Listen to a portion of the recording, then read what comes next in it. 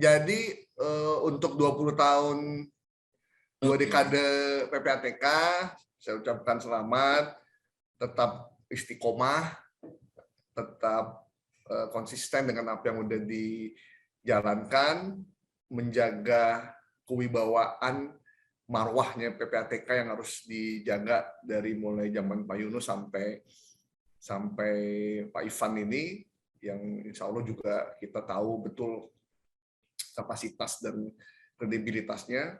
Jangan sampai mengecewakan publik yang udah menaruh harapan besar sama PPATK. Dan karena kalau orang yang salah yang ada ditempatkan di PPATK itu akan sangat berbahaya.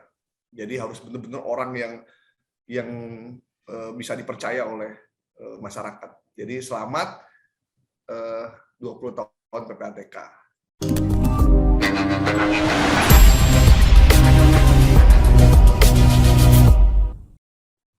Halo Sobat PPATK, jumpa lagi di Jumatan. Jumpa PPATK Pekanan. Bersama saya M. Natsir Konga dan sudah hadir Sobat PPATK, wartawan senior yang sudah malang melintang nih di dunia jurnalistik di Indonesia ya. Mas Gaib ini teman lama saya dan banyak sekali memberikan dukungan ya terhadap keberadaan rejim anti pencucian uang. Nama beliau adalah Gaib Maruto Sigit, alumni dari ISIP ya, Mas Gaib ya. Ya. Juga dari Mercu Buana. Nah, beliau ini ketua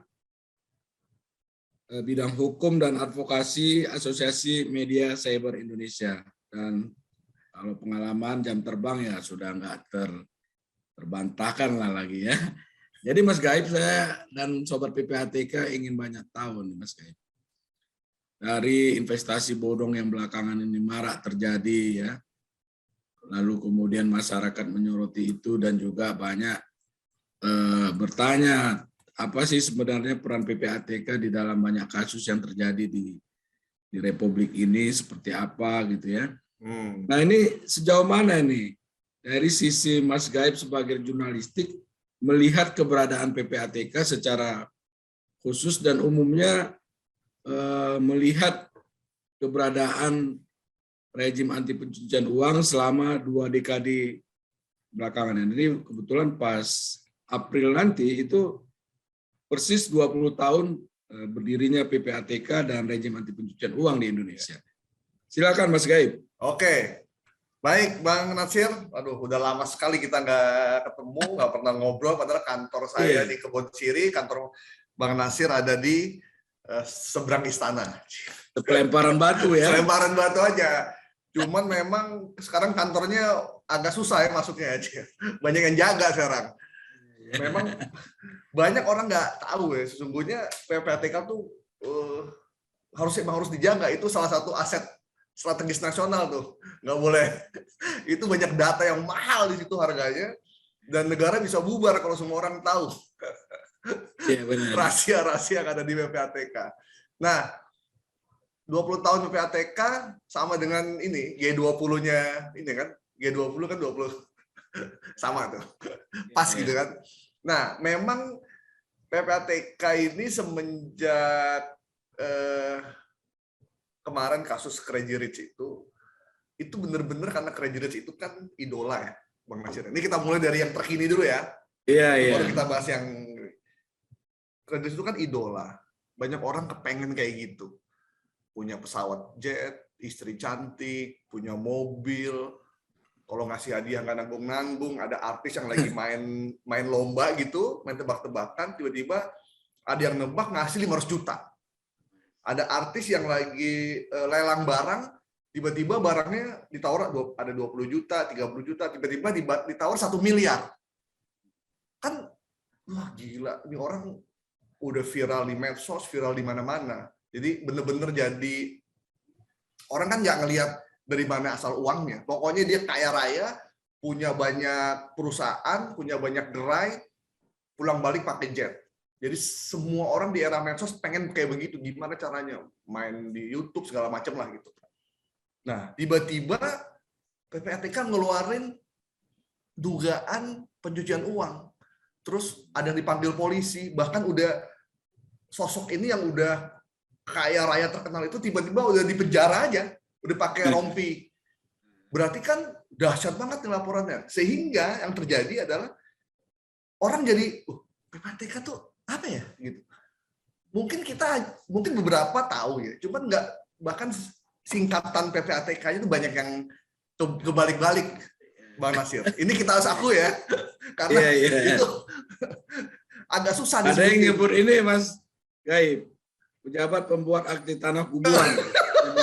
Iya, itulah gitu. Jadi di singkatannya udah panjang, terus kasus-kasusnya kasus-kasus elit kan biasanya kan, koruptor. Udah gitu kan PPATK tuh banyak yang nggak tahu, dia disangkanya tuh melakukan pemeriksaan, terus dilaporin ke publik, ke media, padahal kan PPATK tuh silent operation kan. Iya. Dia terikat dengan undang-undang gitu. Dia nggak bisa asal ngomong gitu. Yang menindaklanjutinya adalah pihak yang berwajib. Jadi memang perannya penting, tapi punya banyak data yang bisa dikeluarkan, cuma nggak bisa dieksekusi langsung. Gitu iya kan? Benar. Iya. Gitu kan? Jadi Mas Gaib, oleh Undang-Undang Nomor 8 Tahun 2010 tentang pencegahan itu peran PPATK itu kan follow the money, mengejar uang hasil kejahatan. Dan lembaga ini di dunia internasional dikenal dengan Financial Intelligence Unit. Jadi intelijen di bidang keuangan.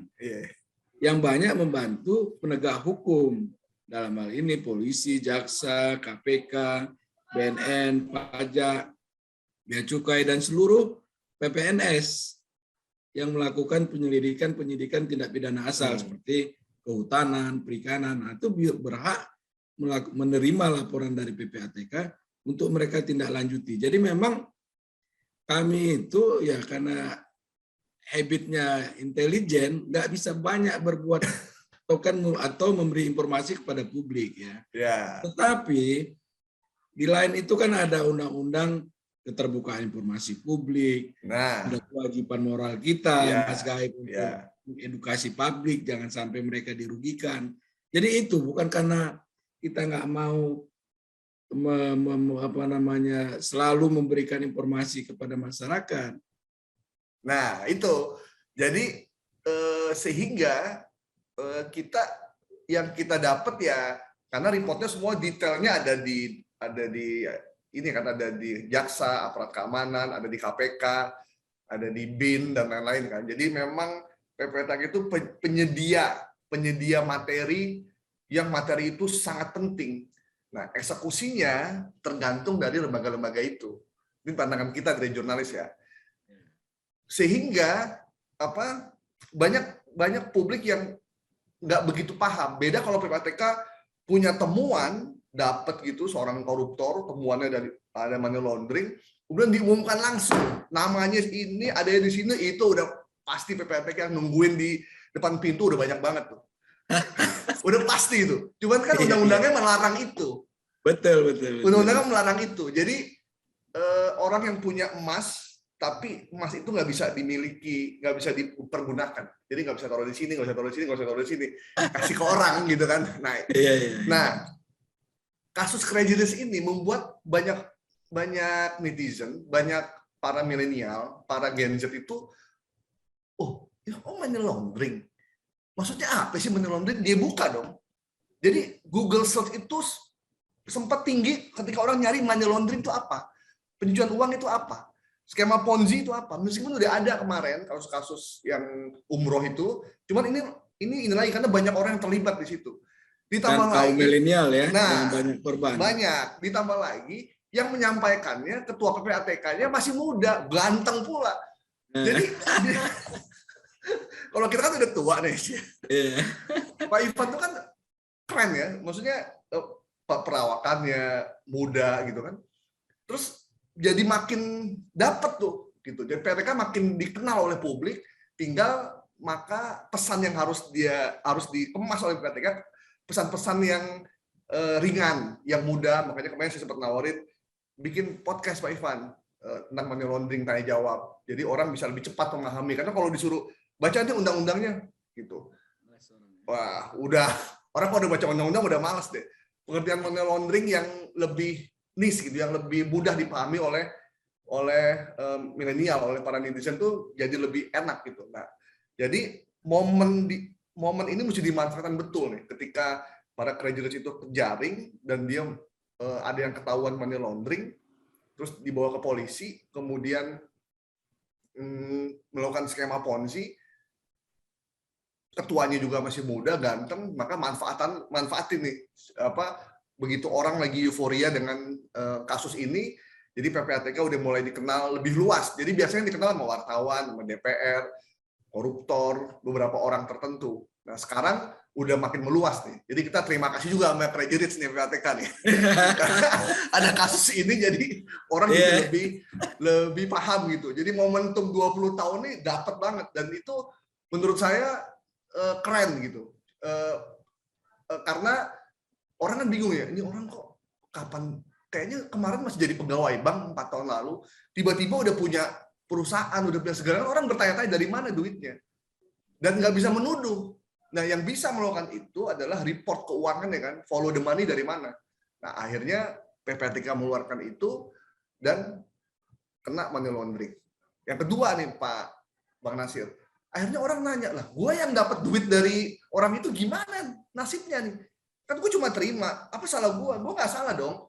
Gue dapat 1 miliar, dapat tas Hermes, kemudian dapat 2 miliar, kemudian pas dia nikah ada yang ngasih baju mahal, lengkap segala macam, gue kena nggak pencucian uang?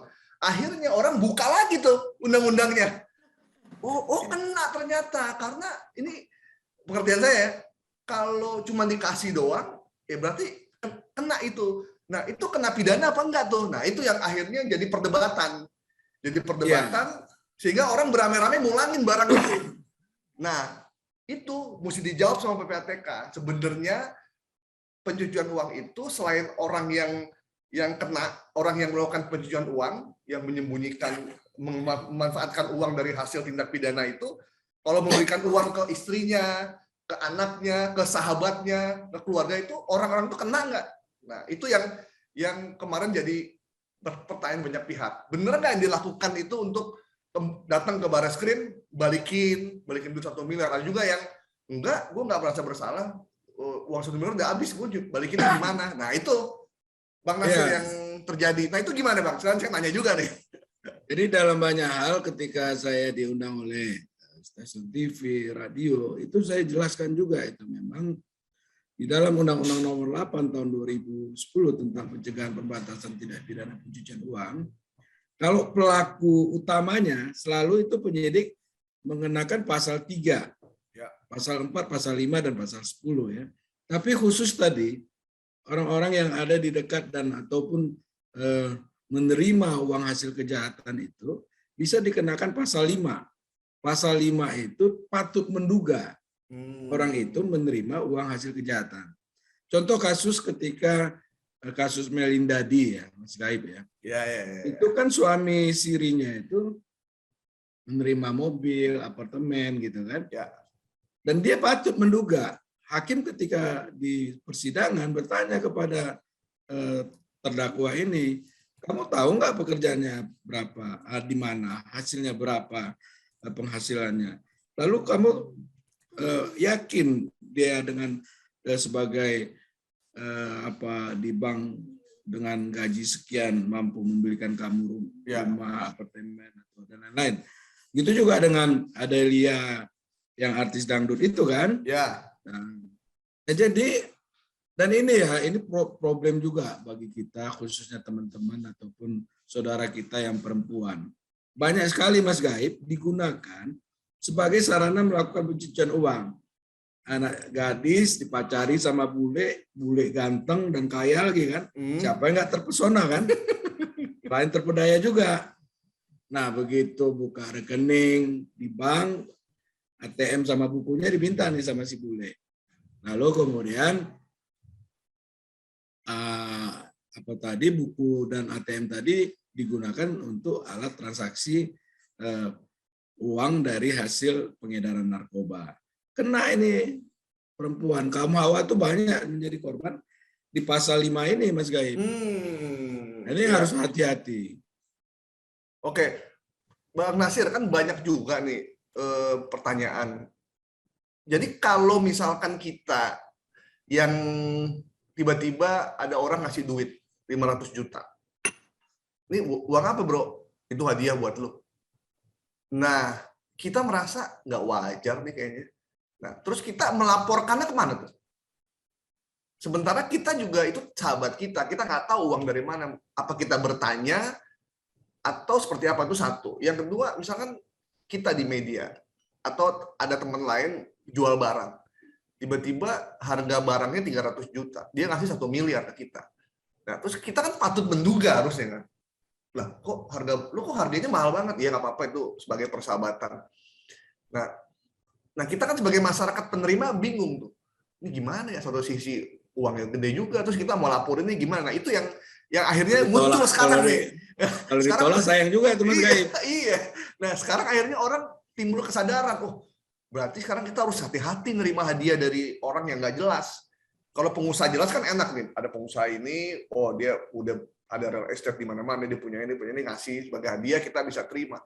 Tapi kalau misalnya tiba-tiba 2 tahun udah langsung punya jet pribadi, nah kita patut menduga. Nah itu kemana laporan depannya? Saya nanya dulu nih, biar sobat PPATK juga bertanya juga nih, biar paham ini. Ini nggak jelas yang siapa host, yang siapa narasumber ini. Jadi memang Mas Gaib, ini perlu banyak diketahui oleh sobat PPATK ya. Jadi ketika melihat sesuatu yang janggal di tengah masyarakat, itu mereka bisa lapor ke PPATK. Kita di website PPATK itu ppatk.go.id itu punya jalur khusus ya untuk melaporkan hal-hal yang terjadi di tengah masyarakat. Termasuk juga whistleblowing system. Ketika Mas Gaib menemukan ada orang PPATK yang misalkan melakukan pemerasan, penipuan atau apa, itu ada saluran khusus juga untuk melaporkan. Dan alhamdulillah sampai sejauh ini belum pernah ada orang-orang di PPATK. Tapi yang ngaku-ngaku orang PPATK banyak. Banyak. Harus waspada. Iya. Nah, jadi laporkan kepada PPATK. Dan inilah peran yang diharapkan dari masyarakat di dalam 2 dekade PPATK ini, kita berharap tumbuh tuh. Nah, seperti kasus Crazy Rich Medan, itu kan tumbuh rasa dari masyarakat, sebagian masyarakat ya, sebagian menikmati kekayaannya ya, hiburan yang disampaikan oleh entertain gitu ya. Tapi kan ada juga yang ini orang kok bisa begini, lalu kemudian kan dia menyampaikan informasi ataupun juga memberikan informasi di media sosial gitu ya. Oh iya. Terhadap kejanggalan, keganjilan yang terjadi. Nah ini bentuk suatu kepedulian masyarakat yang harus kita jaga dan kita kembangkan. Kita ajak mereka sama-sama membangun rejim anti pencucian uang ini agar efektif berjalan. Contoh lain misalnya ya, baru jadi anggota DPR misalnya DPRD gitu ya. Tadinya cuma naik Vespa, kok sekarang udah naik mobil mewah, rumahnya di mana-mana. Ini kan sesuatu kan. Nah, ini wajib kita sebagai masyarakat yang ingin negeri ini terus membaik, sampaikan laporan kepada PPATK atau kepada penegak hukum lain. Dan di kita itu Mas Gaib, banyak sekali sudah yang ditindaklanjuti dari laporan masyarakat yang disampaikan kepada PPATK, yang kebetulan memang saya juga yang mengelola laporan masyarakat itu ya. Itu saya tahu persis dari laporan-laporan itu dikembangkan oleh para analis kita, dan itu menjadi kasus hukum yang akhirnya dia dijerat oleh hukum seperti itu. Oke. Jadi Pak Nasir yang jawab, saya yang nanya nih. Jadi naluri wartawannya tuh nggak bisa hilang. Jadi Bang, ini penting karena wartawan media harus paham dulu tentang praktek anti pencucian uang dan pencegahan pendanaan terorisme, supaya kalau wartawannya paham, medianya paham, maka delivernya ke publik juga benar. Nah itu penting buat kita, makanya selama ini teman-teman humas di PPATK kan hubungannya cukup baik dengan kita. Tapi memang problemnya di media itu sering ada rolling, Bang. Sering ada rolling, jadi reporternya tuh di rolling, diganti-ganti. Dalam setahun, kan saya pernah ikut pelatihan PPATK ya, kita ikut pelatihan, teman-teman yang lain juga ikut pelatihan, udah paham, begitu paham, baru 2 bulan rolling ke Mabes Polri, rolling ke Istana. Yang di PPATK orang reporter baru atau reporter dari mana, dari politik atau dari ekonomi, dari selebriti pindah ke situ, belajar lagi awal. Jadi emang harus sabar. Tapi memang di media kan ada redaktur yang kalau redaktur biasanya nggak berubah-berubah, redaktur biasa tetap. Cuman kan reporter tuh kunci untuk kita menyampaikan dengan benar. Nah, makanya dengan adanya teknologi, kita bisa Zoom, rilis yang lengkap, terus kita bisa melakukan segala macam tuh bisa lebih memudahkan. Nah, sejak 2016 ya kalau nggak salah Bang ya, PPATK ya. 2002. Sejak 2002 sampai sekarang, memang kalau kita lihat perkembangannya udah semakin bagus lah. Kalau dulu kan kita masih bingung-bingung nih, zamannya Pak Yunus Hussein ya. Dulu Pak Yunus sangat strict to the point, maksudnya sangat menjaga kerahasiaan. Jadi kalau kita di media itu kan cari berita yang seksi ya, karena berita yang seksi itu akan memberikan dampak buat pembaca, buat pendengar, buat pemirsa. Apalagi di rezim media online sekarang, rezim page view, AdSense segala macam. Kalau beritanya cuma PPATK rilis hal-hal yang normatif, mungkin yang baca juga nggak akan banyak. Dan itu ya cuma sekedar ada aja. Cuman kalau ada yang sesuatu yang seksi, maka itu akan lebih bernilai. Makanya begitu kemarin ada Crazy Rich yang diduga pencucian uang dengan skema Ponzi, itu pintu masuk yang keren, yang model-model begitu yang harus dikeluarkan PPATK supaya media juga tertarik untuk mengangkat itu jadi headline, karena itu yang lagi rame. Seandainya Pak Ivan nggak bilang itu, diduga ada warga Indonesia yang melakukan pencucian uang, selesai barang itu. Nggak akan jadi, orang Indonesia tuh banyak sekali gitu. Tapi kalau kita bilang Crazy Rich, yang memang udah lagi booming saat itu, saya nggak tahu nih, Pak Nasir ngajarin Pak Ivan ini kali ya, ada search engine optimization. Kalau kita cari Crazy Rich itu keluarnya PPATK tuh ntar. Padahal itu yang ngeluarin banyak. Nah itu yang penting untuk PPATK kasih, kalaupun nggak bisa ngasih data lengkap berapa jumlahnya, siapa aja yang terlibat, tapi minimal ada sentilan-sentilan dikit lah gitu, langgar-langgar dikit untuk kepentingan publik nggak masalah gitu. Yang bahaya itu adalah ada kepentingan publik justru disembunyikan. Nah itu yang bahaya. Apalagi kalau orang yang kita kasih, lembaga yang kita kasih, DPR dan aparat kepolisian, aparat keamanan, jaksa segala macam, udah kita kasih itu barang didiemin aja gitu. Sementara nyarinya udah susah payah nih, cuman itu kepentingan publik, cuman nggak di report, nggak ditindaklanjuti. Kan perlu perlu sindiran-sindiran. Nah, ini udah jadi ranah publik, berarti media akan kejar terus. Crazy Rich mana lagi Pak Polisi, Crazy Rich mana lagi nih Kejaksaan, mana lagi Crazy Rich-nya, kan banyak yang dilakukan PPATK. Nah, akhirnya mau tidak mau harus dibuka, nggak bisa lagi didiemin segala macam. Nah, buat kita itu menjadi satu hal yang penting supaya peran PPATK itu terlihat oleh publik. Meskipun sekarang perannya udah luar biasa, semua laporan yang mencurigakan pasti udah dilaporin ke lembaga keuangan ya, lembaga keuangan dan pribadi dan lain-lain. Cuman kan memang silent intelligence operation-nya kan nggak bisa dibuka semua gitu. Jadi saya memang tahu, Mas, saya tahu nih banyak pendanaan teroris sebenarnya yang masuk, yang mungkin sedang dicari PPATK, cuman nggak bisa diungkap. Nanti orangnya keburu lari kan. Cuman kan itu kan yang ungkap aparat keamanan yang lain, ya kan.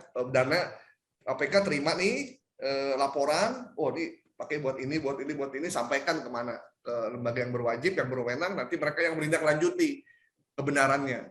Dan itu peran PPATK luar biasa sebenarnya, tapi nggak banyak nggak banyak orang tahu. Nah, harusnya kan bisa tuh PATK dalam reportnya sekali-sekali bahwa kita udah melaporkan 30.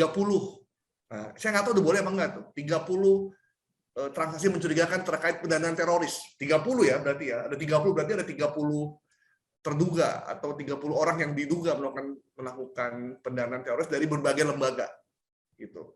Nah, itu waktu itu pernah sih dikeluarkan walaupun tidak bisa detail lembaga-lembaganya. Cuma nah itu perlu untuk disampaikan ke kita sehingga kita bisa memfollow up. Jadi kalau PPATK nggak bisa memfollow up, biar media memfollow up.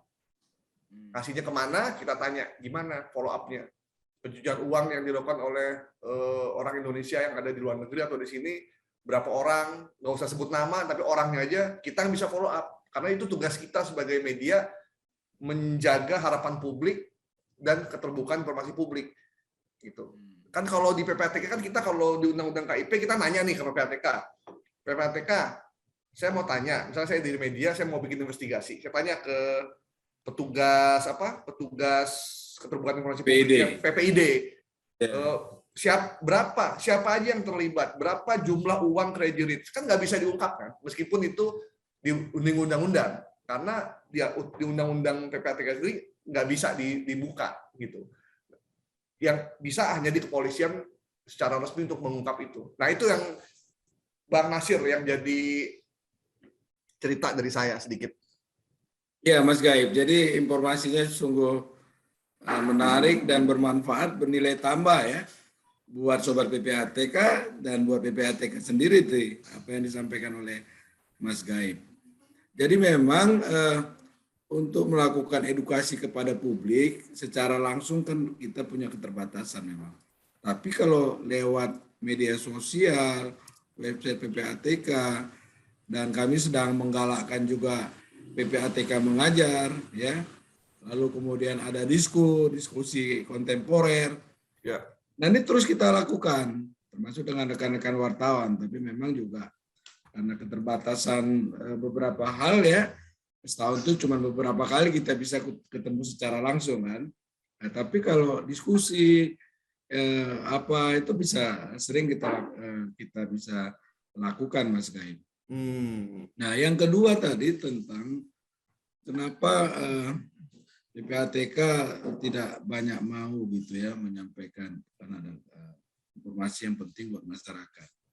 Undang-Undang Nomor 8 tahun 2010 tadi bahkan ada selalu satu pasal khusus yang mengatur pejabat, pegawai, termasuk PPATK ya, polisi, hakim dan jaksa, ketika menyampaikan informasi yang bersifat rahasia itu bisa dikenakan sanksi pidana.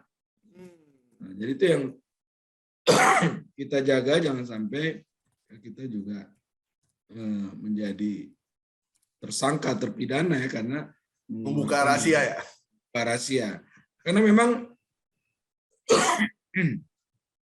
data yang kami dapatkan itu perlu diverifikasi lagi karena PPATK tidak memiliki kewenangan penyidikan, ya. Maka penyidiklah yang menindaklanjuti hasil analisis yang dilakukan oleh PPATK.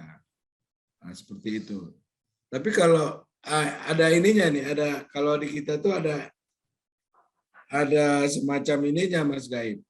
Sepanjang tidak menyebutkan nama gitu ya, tidak menyebutkan entitas apa memang bisa, tapi kadang-kadang kalau kita sampaikan informasi itu kepada publik ada clue-clue khusus itu kadang-kadang memberatkan kerja penyidik. Contoh misalnya ya. Oh iya. Pak Ivan atau saya memberikan informasi kepada publik dengan clue khusus gitu ya.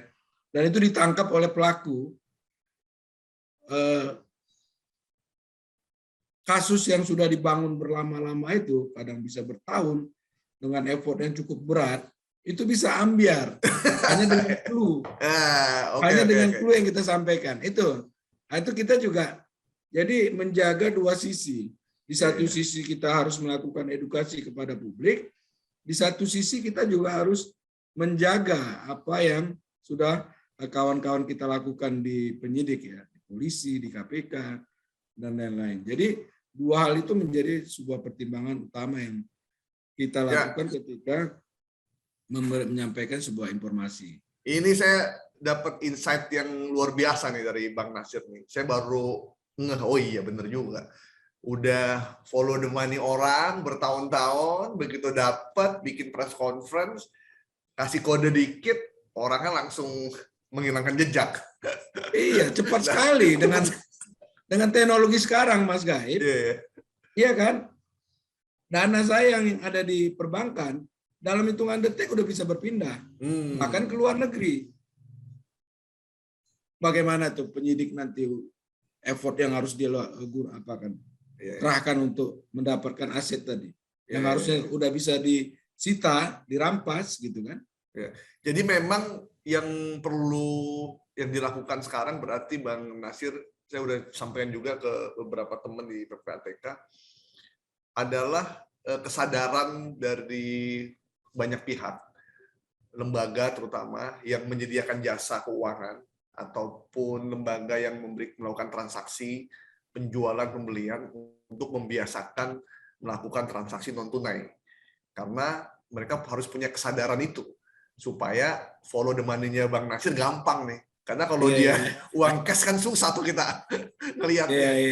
Nah itu penting kalau kita punya niat yang baik kan. Kalau orang udah niat jahat kan nggak mau uang cash, nggak mau non tunai kan, karena gampang dilacak. Cuman kalau nggak ada cara lain nih, beli rumah harus non tunai, nggak bisa beli rumah pakai koper, dan orang yang menerima itu harusnya kena sanksi juga, dan itu perlu digelorakan terus supaya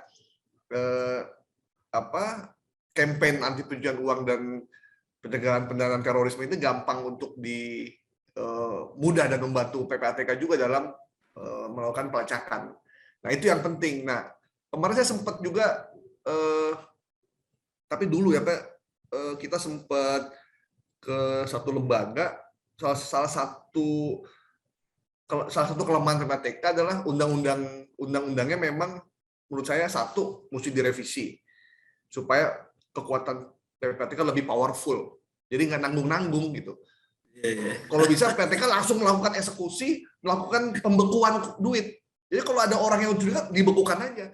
Kalau ditunggu prosesnya itu lama, kalau menurut saya agak lama ya. Jadi mesti powerful, kayak KPPU gitu. KPPU itu melakukan pemeriksaan, pemanggilan saksi, kemudian mengeksekusi. Mereka yang keberatan lapor ke pengadilan, tapi udah dieksekusi. Gitu, kayak kemarin kasus umroh segala macam, kasus yang sebelum-sebelumnya tuh. Nah, kenapa PPATK nggak bisa melakukan itu? Nah, jadi harus ada keinginan, political will dari DPR, dari semua pihak. PPATK mesti diperkuat karena ini palang pintu. Kok palang pintu ya? Apa namanya itu? Palang pintu kan kawinan orang Betawi ya. Palang pintu masuknya duit dari luar negeri dari PPATK kan yang meriksa. Jadi mesti diperkuat. Kalau nggak diperkuat susah. Begitu dicurigai ada dana terorisme, bekukan supaya uangnya nggak ngalir. Gitu. Kalau ada orang ini bekukan, dan itu kan nggak bisa PPATK melakukan itu. Nggak bisa kan ya Bang ya? Setahu saya ya. Dan itu mesti diperkuat. Undang-undangnya diperkuat, terus gaji orang PPATK mesti dinaikkan, menurut saya. Ini yang terakhir nih yang paling bagus nih. Jadi harus kayak KPK. KPK kan gaji gede-gede. Karena dia menyangkut uang, karena meriksa koruptor lah. Jangan salah, PPATK itu lebih bahaya lagi. Dia bisa follow money orang yang melakukan koruptor, yang melakukan korupsi, tindak pencucian uang. Dia bisa tahu datanya semua, uangnya kemana. Kan bisa telepon petugasnya, bro, dana lo ada di sini nih bro. Mau 86 apa enggak? Itu lebih bahaya lagi kan. Mau kita ilangin apa gimana nih? Nah, makanya kesejahteraan harus ditingkatkan. Itu menurut saya. Jadi samain sama KPK, karena resikonya sama-sama besar. Resiko penyalahgunaannya besar, resiko keamanannya, keselamatan jiwa juga besar. Naikin gajinya. Dimulai dari gaji Bang Nasir dulu nih, biar lebih berani. Jadi, Sobat PPATK luar biasa nih, ide-ide Mas Gaib yang disampaikan kepada kita semua ya. Bagaimana supaya ada pembatasan transaksi keuangan tunai, penguatan kelembagaan PPATK. Tapi Mas Gaib ya, Kalau tadi saran Mas Gaib supaya PPATK diperkuat, punya kewenangan penyidikan segala macam. Kalau kita kuat, lalu kemudian nanti bukan menjadi bias kekuasaan gitu. Oh, iya kan? iya. Karena ya kalau di negara kita ini masih, kecuali di negara maju yang kontrolnya sudah kuat gitu ya, sudah sistemnya berjalan secara optimal, itu boleh jadi ya dengan kekuasaan kewenangan yang besar dimiliki, tapi mereka bisa menjalankannya secara profesional dengan moral yang tinggi ya. Yeah. Nah, tapi kan kita masih di Indonesia yang hal-hal yang seperti itu masih agak sulit gitu ya, ketika kewenangan begitu luas diberikan, didapatkan, tapi di dalam menjaga amanahnya itu kan masih belum apa ya. Ya itu tapi mungkin itu PR kita bersama ya, Mas Gaib ya. Ya. Tapi idenya udah menarik dan perlu dikembangkan itu, tidak hanya PPATK, DPR dan lain-lain gitu ya. Iya. Tadi 3 poin yang Mas Gaib tadi sampaikan itu bisa segera terrealisasi. Terutama poin ketiga. Biar saya sering ditraktir sama Bang Nasir kan. Itu penting tuh. Kan resikonya sama kan, Bang? Iya, resikonya sama kan, Bang? Resikonya sama kan? Sama-sama berhadapan dengan uang kan? Iya, benar. Datanya punya semua, bahkan lebih lengkap lagi datanya. Kalau orang-orang yang mencari data tuh luar biasa. Tinggal di telepon, tinggal apa, 86 segala macam beres. Makanya itu kesejahteraan karena PPATK itu perlu juga ditingkatkan supaya dia udah cukup dengan dirinya gitu. Karena godaannya juga besar. Dan kenapa saya usul peningkatan kewenangan? Karena sekarang eranya transaksi digital. Jadi kemarin kan di OJK tuh diusulkan ada divisi khusus terkait dengan otoritas yang bukan ngurusin bank, tapi ngurusin transaksi digital. Karena itu benar-benar nggak terpantau tuh. Benar-benar harus diseriusin. Orang bisa berinvestasi, orangnya nggak ada di Indonesia. Orangnya bisa di luar negeri kan, Bang. Cuman pakai orang Indonesia sebagai brand ambassador aja di sini. Gitu. Tiba-tiba ada orang gitu, artis nggak terkenal, nggak jarang main sinetron, tiba-tiba bisa melakukan segalanya. Punya ini, punya itu, buat manipulasi aja kan. Nah itu kan yang bisa mengusut dari mana dananya itu kan cuma PPATK. Yang lain kan nggak bisa. Yang punya kode untuk bisa melihat transaksi itu dari mana saja, uangnya dari mana, kemana, siapa yang menyuplai kan PPATK. Apakah, kalau pertanyaan kita, apakah mereka yang kena sekarang nih, si Doni Salman sama Indra Kents gitu ya, atau kita nggak usah sebut nama deh, siapapun yang kena itu, memang orang itu yang punya. Kan pasti ada yang nyuplai itu duit. Nah, siapa uang? Dari mana uangnya? Gitu. Kan banyak tuh kayak gitu.